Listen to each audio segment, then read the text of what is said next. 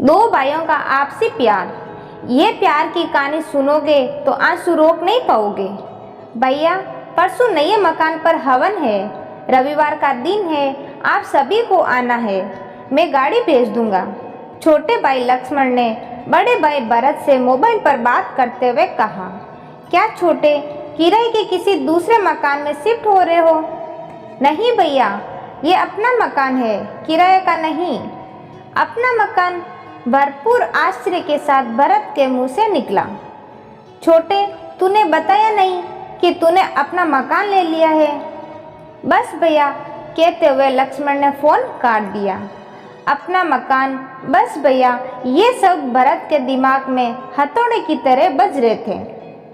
भरत और लक्ष्मण दो सगे भाई थे और उन दोनों में करीब 15 साल उम्र का अंतर था। लक्ष्मण जब करीब 7 साल का था तभी उनके माँ बाप की एक दुर्घटना में मौत हो गई। अब लक्ष्मण के पालन पोषण की सारी जिम्मेदारी भरत पर थी। इस चक्कर में उसने जल्द ही शादी कर ली कि जिससे लक्ष्मण की देखरेख ठीक से हो जाए। प्राइवेट कंपनी में क्लर्क का काम करते भरत की तनख्वाह का बड़ा हिस्सा 2 कमरे की किराए के मकान और लक्ष्मण की पढ़ाई व रहन सहन में ही खर्च हो जाता था। इस चक्कर में शादी के कई साल बाद तक भी भरत ने बच्चे पैदा नहीं किए। जितना बड़ा परिवार उतना ज़्यादा खर्चा। पढ़ाई पूरी होते ही लक्ष्मण की नौकरी एक अच्छी कंपनी में लग गई और फिर जल्द ही शादी भी हो गई।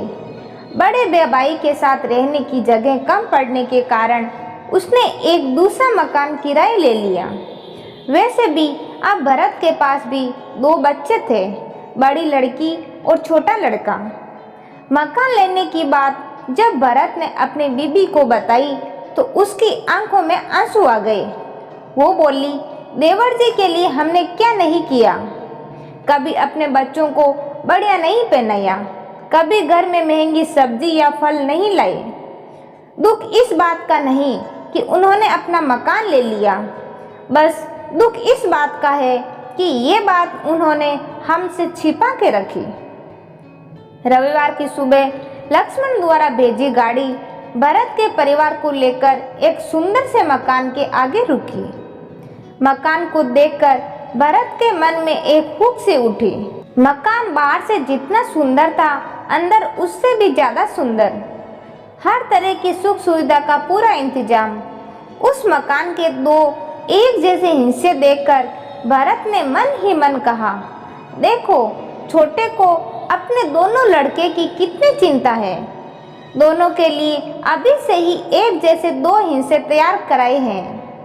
पूरा मकान 1.25 करोड़ रुपए से कम नहीं होगा और मैं हूँ जिसके पास जवान बेटी की शादी के लिए 1-2 लाख रुपयों का इंतजाम भी नहीं है।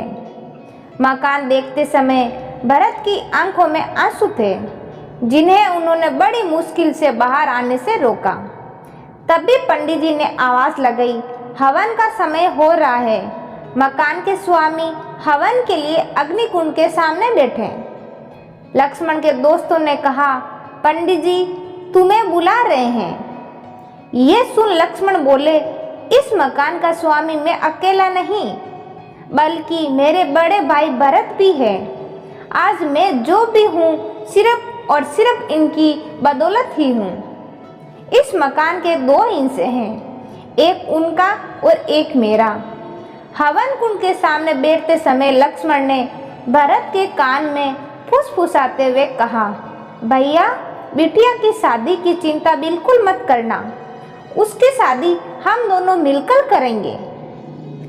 पूरे हवन के दौरान भरत अपनी आंखों से बहते हुए पानी को पोंछ रहे थे, जबकि हवन की अग्नि में धुएं का नामो निशान न था। दोस्तों, ये प्यार की कहानी आपको अच्छी लगी तो अपने दोस्तों के साथ जरूर शेयर करें। ये कहानी सुनने के लिए बहुत बहुत धन्यवाद।